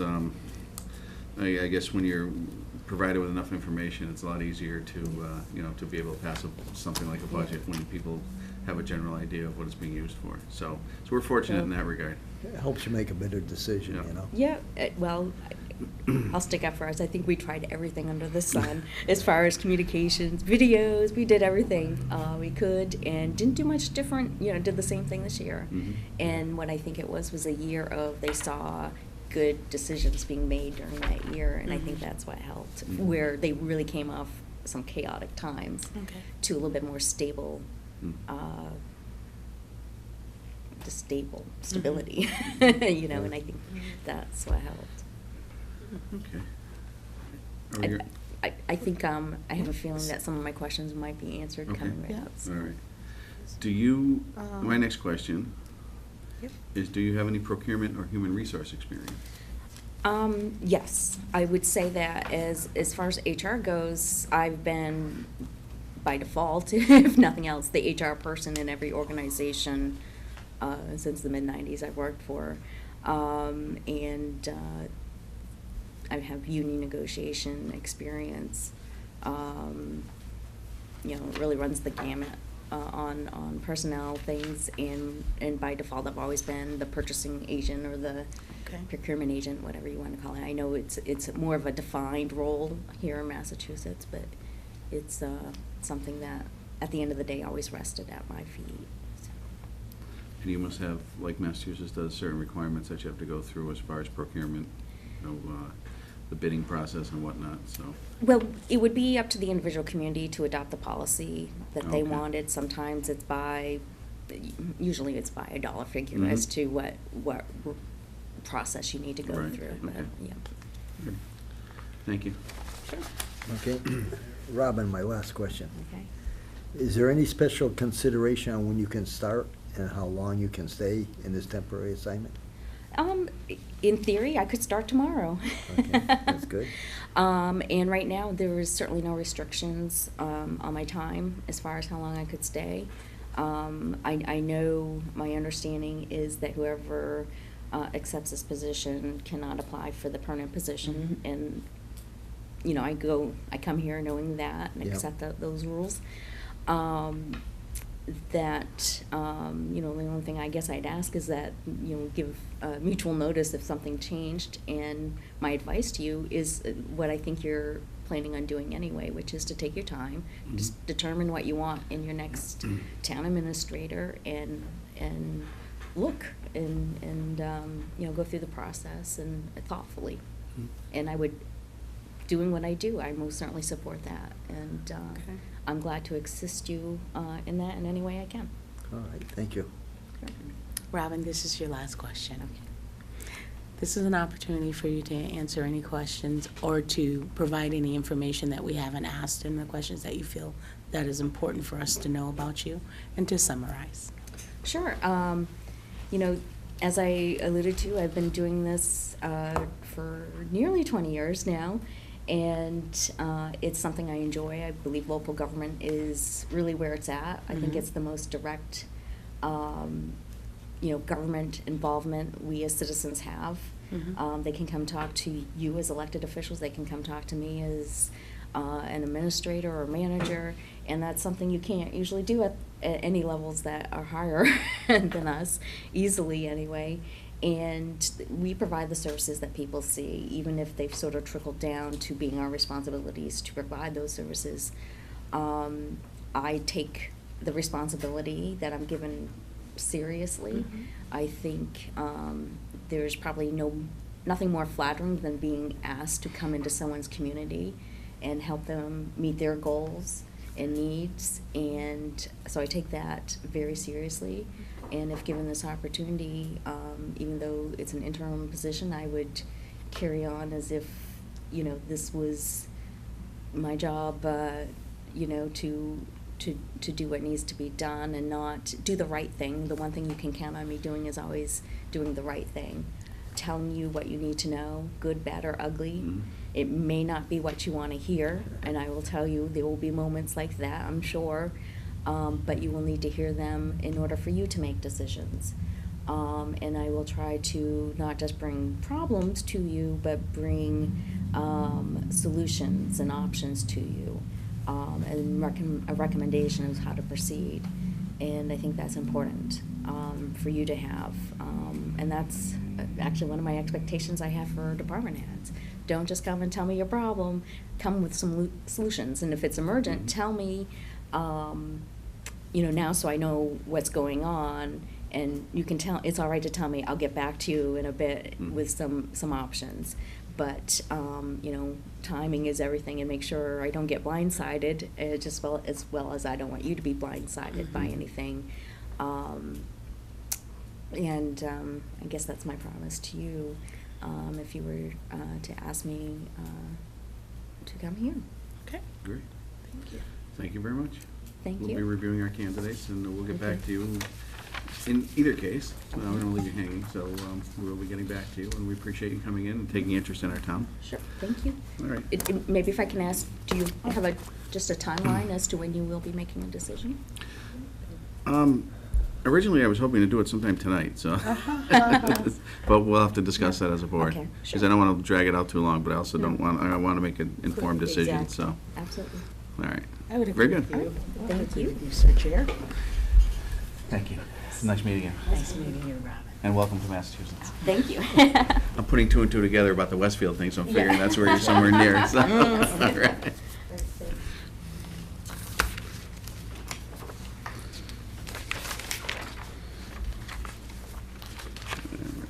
When everyone's ready, we'll get Mr. Rooney in here.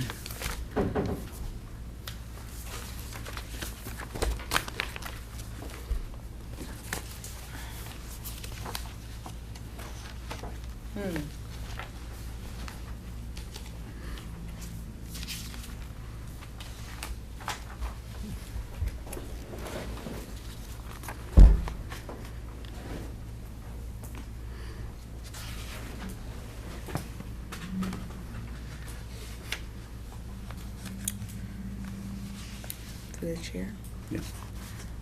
because I'm getting a little bit of a cramp. I won't be taping at this point. Okay. Okay, just so you know.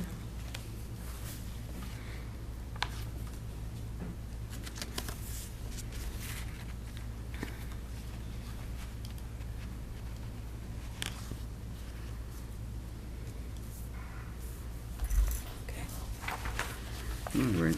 All set? Ready when you are, yes. Okay. Go ahead, Lynn.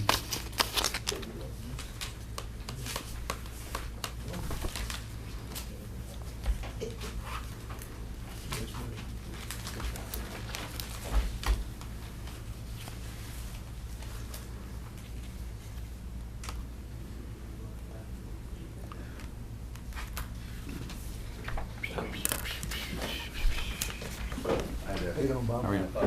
Billy Gorman. Paul Federici, nice to meet you. Nice to meet you, Mr. Chairman. Hi, Bob. Angela Ford. Nice to meet you. Have a seat. Yeah. Head table. Welcome. Thank you. And thank you for taking the opportunity to come and see us and take an interest in our town. And, Sure. what we're going to do is we've got 9 questions that we're going to ask. We'll start with me. We'll progress around, and during the course of that, you'll have the opportunity to ask us any questions and anything else that you'd like to say at the end, which is basically the last question. But Good. what I'd like to do is if you're ready, I I'm guess I'll ready. just start with question That's 1. good, I know it's. All right. What, in your opinion, are the 3 most important responsibilities for a town administrator, and how does your knowledge and experience qualify you to meet them? I think my experience in the past couple assignments, which was the Chief Operating Officer in Newton, Mhm. City of Newton, was very much in concert with the responsibilities I would expect here as a town administrator, and that is accountability to staff, implementing policies that the selectmen have. In the case of Newton was the mayor, and the Board of Aldermen had passed, and ensuring that there's fiscal responsibility in the day-to-day operations. I think those are the top 3 that I would.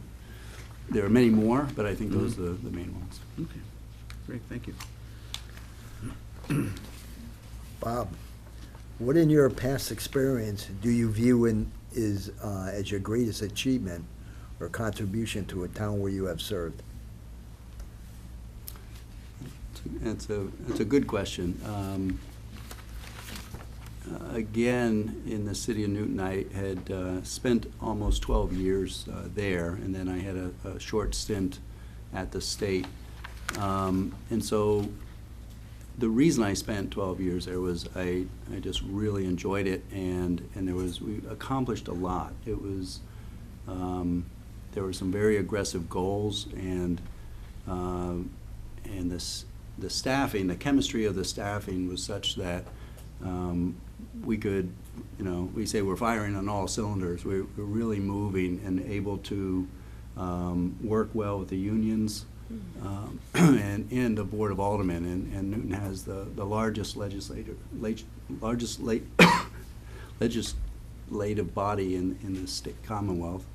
And I think, so it goes back to Newton again, because there really were several things that I think that was most rewarding. I guess the most significant was really the culture change that came about over the past 4 years, and really the fiscal accountability, being able to do. We didn't just dig in our heels and stop the train. We really were able to accomplish quite a bit of things through the engagement with the community, the Chamber of Commerce, the educational institutions that are in Newton, and we were able to reach outside of the line item budget and get so many things done. One, and probably the biggest that I was personally responsible for was the capital plan. And because when I came in, and I had been there before as a commissioner, there really wasn't any prioritized way to spend, it was probably $50 or $60 million a year. And so it became almost a vetting of, month by month as to where we're going to spend that next dollar. And it really, my background is in the hard sciences, and it didn't ring true to me that that's how we should be planning our budget and for capital planning. So we used an approach that was very transparent. It really took the values of the city into account, and it would be different for every municipality that it's used in. But the structure of it is the same, and that is, what's the risk of failure of an item? And that could be a building, it could be a fire truck, it could be a tennis court. All our capital assets, and what's the consequence if it does fail? And so those aren't soft questions, those are actually put in mathematical terms, and there's a probability associated. So when you actually do all the math in the background, it comes out with a nice prioritized list that really, I think the full board and the community, believed in, were behind, and allowed us to pass a Prop 2.5 override. It's a long answer, but. Thank you. Okay. Well, Bob, if you were given the opportunity, what would you change from, let me rephrase that. What do you regret, or what would you do differently in a town that you've served if you were given the opportunity to do so? That's a tough one, because I think, I take full responsibility for all my actions. So I don't, and if I've made mistakes, they haven't been big ones. They haven't been ones that have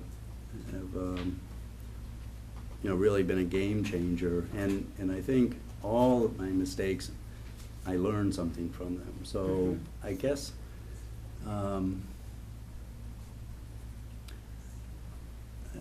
in one respect, when I was a commissioner, this it's not a great example, but I guess it's the one that comes to mind, was when I came in as a commissioner, I was from a different place. I was from a different city. I wasn't from, and the city of Newton had a very entrenched workforce and staff that had all that had been in the city for many, many years. What I didn't know when I took the job was that 3 other people on my staff, wanted my job. So it made it a very difficult. I had support of the mayor. I had support of this was when I was a commissioner. So I had the support of the chief administrative officer. But we worked to not blow it up, but to try to create a shift with personnel. And these were division heads. So they're key people. I need to rely on them. And I think in one case, there's one individual was very competent and very skilled, and I wanted him to be on the team and stay on the team. But I knew that, so I think my mistake was I held on too long. It was like 3 years before that individual left. And I probably should have done it sooner for the benefit of the division. But because I thought I could bring him around and I couldn't, but the other few I was able to. But. Thank you. Bob, what key qualities are required to manage successful relationships with the Board of Selectmen and other department heads and boards? Excuse me. I think assuming an individual is qualified, I think one of the key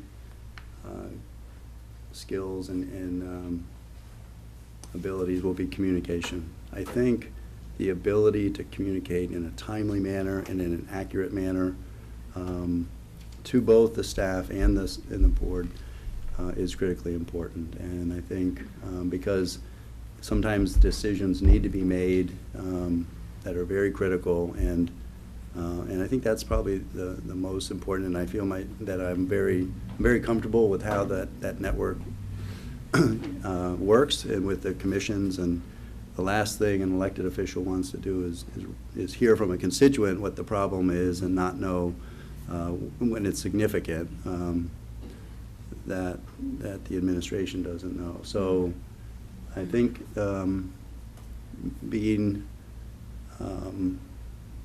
outside the office and knowing what's going on, in not just through hearsay, but being out on different sites, as well as taking that information and getting it back to the board and to staff if different actions need to be taken. Great, thank you. Bob, looking ahead, what trends, strategies, or developments should the town consider in terms of more efficient municipality management? Well, we're all in the same boat here. No matter what municipality you're in, it's Prop 2.5 has certainly been a challenge over the years, but it's something we've all learned to work within. I think I'm very interested in regionalization, in sharing some of the services, and I think the game changer has been technology, and the fact that now software and services are in the cloud. That becomes, it really doesn't matter that it's in an individual sitting in this building in this town. It could be that that one person actually could handle more than that and have a regional response. And that could be for public works, for work orders, believe it or not, because you have a map, you have the database. It could be for 911. It could be for lots of different things that I've looked at. Fleet maintenance. I've looked at veteran services. I've looked at lots of different services that may lend themselves to, if it's a part-time job in one place, or even a single person staffing. It does lend itself to be looked at as to whether you can merge multiple communities to do that. So I guess in the same breath, I'm saying technology is important. It's important because as we're efficient internal to the building, we need to be efficient to the external of the building, and that's to our community. People don't have the time to come in and spend an hour leaving work and coming to pay a bill or pay a ticket or whatever it is, and then an hour back. It's just, they don't do it for any other service why should they need to do it for municipal? So, so I think, and that costs money, and that's where the balance has to come in, is maybe there's other ways of doing things that uses technology and leverage technology so that we're not spending gobs of money, because I cringe every time I think about, big pieces of software that only are good for one thing, and then they come back and say, well, it's time for your upgrade. Yeah. But, Exactly. Okay, thanks, Bob. mhm. Bob, what is it that attracted you to East Long Meadow? And do you have any questions about our town? Good question. Well, on the drive out, it is a beautiful part of the state. Every time I come over the Chicopee Rise there and just see the mountains, it's really, heading into the Berkshires is just terrific, and something I've done for a good part of my life, because I kind of grew up in Albany, New York, and we had property in New Hampshire. We were always coming through this way. So I like this area. I have quite a large family, and have a sister that's not too far from me, right here in just over the border in Connecticut. And so I think the other aspect of it is that Springfield area has been in the news for, in the municipal news for years. I feel that my skill set, I always want to stay in public service, and I know that East Long Meadow is probably a bedroom community for Springfield for working and expansion and growth opportunities, and I think it poses a very interesting scenario that has a lot of potential, and I'm interested in applying my skills to look at that. The other part of that is, do you have any questions about our town here? I guess I was wondering if there were critical staff in your eyes that needed immediate hire. Like, are there vacancies that, maybe not pinpointing the actual staff, but but are there vacancies that, because I didn't see it. No, there aren't any right now. There's Okay. not a vacancy, but there's a big need for a Okay. human resource person. Okay. That's me speaking, not the board. Yeah. I think you would agree, but Yeah, as a matter of for the fact. chair. Yeah. Okay. Yeah, And we that's had- key, yeah. Well, we had a few years ago approached the town at town meeting, because just to give you an idea, we have a 3-member board and an open town meeting, which is the same thing that the Pilgrims had, so, that's neither here nor there. But in any event, we approached the town a few years ago for a human resources person, and we were shot down, for lack of a better word. So, we're trying to still work on it. We know we've got in effect, if you have a $54 million company, you need a human resource person, and it's stretching a few of our other employees and department heads to their limit, and also our legal bill for our Exactly. labor attorneys and things, Mhm. is being hit because of the fact that we don't have someone in-house to handle some of these things. Okay. So that is one challenge that we have. Yep. And so hopefully we'll be working on that in the near future. Good. You mentioned labor, and I wondered about collective bargaining. Mhm. Are contracts ready for renegotiation? Are you in the middle of that, or where are we? We're right now in the middle of all Okay. three that we deal with. Okay. So. Okay, yep. And then I guess the last question, if you don't mind, is your comfort with emergency operations. And I think as an interim, one of the key reasons for having an interim is just to be responsive to emergencies, and certainly this part of the state does Mhm. get its share. But Yes. so do you feel like, I've seen your police and fire stations, and they look like, they're standing tall, but do you feel you're comfortable with the processes and the people in the emergency? I would say so. We have an emergency management group in place, which sort of was born out of necessity back in October of whatever year it was, when we had the October snowstorm, Mhm. where our power was knocked out for anywhere from 5 to Weeks, 10, 12, weeks. And, at that time, we set up an emergency shelter in our middle school, and, between our police, fire, our IT director, everything ran extremely smoothly. And that was sort of the impetus to lead us to formalize, a group, and we do have an emergency Good. management group in place, so, we were fortunate when the tornado came through here a few years ago. It missed us, but Right. but we were ready. Good. So we do have that in place Good. for any potential disasters, if you will. Good. That was the top three Mhm. questions. Okay. Thank you. All right, now, there's only 3 questions left, and this is my last question, coincidentally. Do you have any procurement or human resource experience?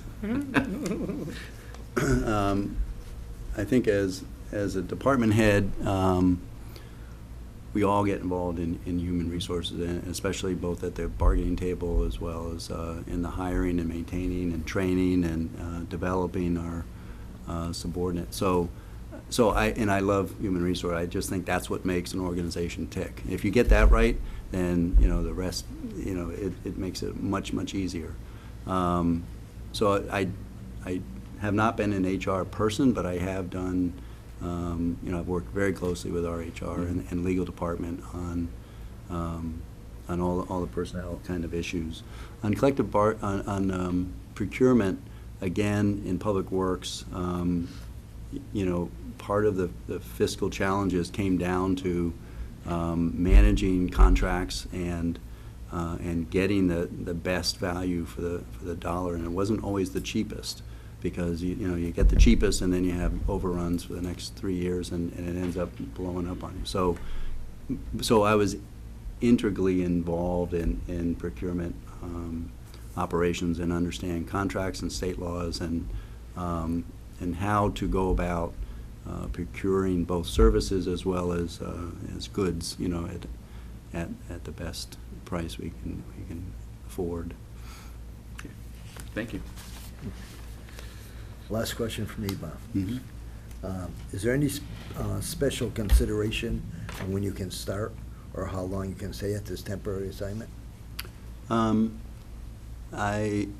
am available immediately. I would like to go home and get some more clothes, but no, I would say with next week or something is fine. I think my goal may be a 6-month at the max on the outside.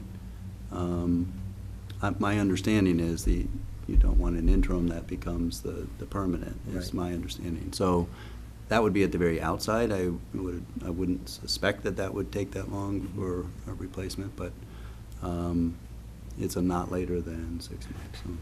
Okay. Okay, thanks, Bob. Mhm. Last and final question. Okay. This is an opportunity for you to summarize and tell us anything that you think is important that hasn't come out during one of the questions that one of us has asked you. So, have at it. Well, I feel that I've been in management virtually for over 30 years, and I feel like I can do that.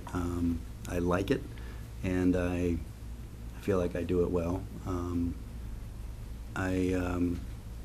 I like public service. I was tinkering with the private sector for a little while, and there's just, I keep coming back to the public sector, and it's not because it's less work, that's for darn sure. It's actually, my sense is it's really more work, but there's a greater satisfaction that I get working, with people, with the community, and applying my own frugal values to my work. And so I think people appreciate that. I always put myself in their position when they're asking a question as far as needing help.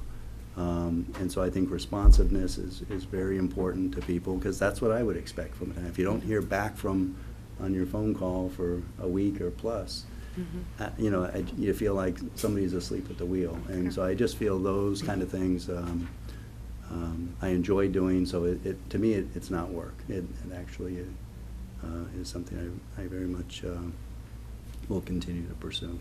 Okay. Thank you. Good. It's a pleasure having you in. Thank you What we're gonna do is, for having me, yeah. We'll review all our candidates, and we'll be getting back to you. I don't know, it doesn't appear like we'll have an answer tonight, but we'll be getting back in the near future. Well, good luck to you. All right, thank you. Yeah, appreciate you. Yeah. Thanks very much. Pleasure meeting you. Thank you, nice meeting you, Bob. All right, I think, yeah, I was just gonna say, I'd like to make a motion for a 5-minute recess. So moved. Second. I don't think there'll be any discussion. All in favor? Aye. Aye.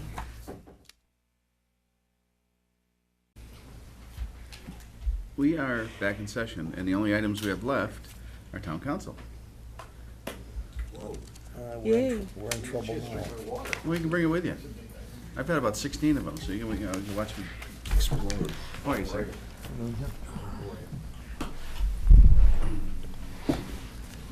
All right, so we have, I forgot what number you had that we're tabling, but it was number, I don't know, what it was. 19, I but have on here, see if I can figure it out, if I can see Because I don't where it have is. those on here, because mine was after, I have number 18, which is MOU, use of the Okay. Brown property. and number 19 must be your notice of presentment. That's number Yes. 18? Okay, all But- right, yeah, I don't have that either. no. Can we just, That's a Brown property? No. Oh, okay. What we have to do, do we have to can explain? can we direct the council to, through the chair, to come up with that language and direct Miss Heather, I can't, Cunningham, Miss Cunningham, that she can go ahead and put up the stuff that she's purchased or has gotten donated, but there are to be no activities until the MOU is, And what we think or- we'll do is have you contact her. yeah. right That's away. fine. Yeah. That's fine, and I have no problem with doing that. It's just a matter that I need to know what it is specifically that the Friends and the Right. 4-H intend to use the property so that the board, as you've instructed me, can issue an MOU to them which includes licenses to use the property for specific days, for specific periods of time. And as the board has indicated to me, you're not in favor of issuing a blanket use of the property Yeah. Right. Yeah. without knowing specifically what they are, so you can grant the licenses, because your feeling is, and I believe you're correct, that the granting of the use of municipal property without going out to bid under 30B is a violation of the statute, but you can issue specific uses as identified by the purposes of licenses that we've done in the past, and that is permitted by the Attorney General's office in the state under that procedure. So we need that from Okay, so, the Friends of the Brown and 4-H. so if you don't mind requesting that information from them, I then will we do can that. proceed. I have it for you for your next Great, meeting. and there was only, I believe, one other item that's not executive, which was the land donation, the potential land donation. Yeah, Is I that, received that just last Friday, okay, but I would suggest to you that the plan that I received with the proposed land donation That's not the same fails to street, is it? indicate whether, I have it here, I think, somewhere in my packet. I can show you if you don't have it. Here's the plan. Yeah. And the Yeah, we got that. The issue is, the donation is the 50-foot parcel between two lots. Mm-hmm. But the real question to be is, for me, before I could answer your question, is there other land that the town owns at the end of that strip that this would provide access to, or some purpose that's usable with it? Because if it's just this strip of 50 feet between these two lots, there's no real benefit to the community Right. to taking that piece. so should we get in touch with the I assessor's think we should ask office? the assessor's office Okay. and ask them who the ownership is here and whether there's any and usually, most of this land is related to conservation. Mhm. So, perhaps Mr. Kingston would know, but at least the assessors would know who the owners are, and whether there's any benefit to the town to taking this 50-foot strip of land. Otherwise, there is no benefit to Well, it. this is on the corner of the street, right? Well, there's a corner, Right. and then a street. Yeah. So that's just between these two Yeah, parcels so we don't know what's here. back there. Yeah. And it looks from this pin as if there's a question as to whether this line as it's drawn is really accurate in any event, That- because that's this a- looks like a property Well, pin. that's a limit of the work line. See But right, see right there? Right, but this one here, this pin, Yeah, is saying that this is a permanent marker. property marker, and if that's the case, the question is, who owns this land Yeah. here? Which we You want need me to find to, out you would need to know tomorrow? to Yeah. make an Okay. intelligent Yeah. decision. Okay. Yeah, I gotta find out who owns the land. Selectman Thorpe, I don't mean to leave you out of this. Oh, no, no, no, but I don't was have a clear following picture to along. Get it to all three of you. No, I was following I'll go along. with So you. you're talking about, Right. Yeah, you gotta over find out, here? yeah, yeah, we Yeah, get the talk question about mark this there, so pin. yeah. Mm-hmm. Just who owns back And there. just- Yeah, if it's not town property, If then the why? town has no interest in We have this no interest, land, you know. right, We got a question 50 is, by, what's the benefit right, to accept it? right, okay. I agree with you. okay. All How right, sweet is that? You want this in or you want to keep that? so, I believe everything else is executive. I would say, yes. All right, Everything else is dealing with collective bargaining issues or non-union collective bargaining issues or matters of pending litigation. okay, I'd like to make a motion to go into executive session to discuss matters relating to collective bargaining issues, non-collective bargaining issues, pending litigation, to return to open only to adjourn. So moved. Second? Any discussion? Hearing none, all in favor? Aye. Aye. Selectman Thorpe? Yes. Selectman Yes. Gorman? Selectman Federici, yes.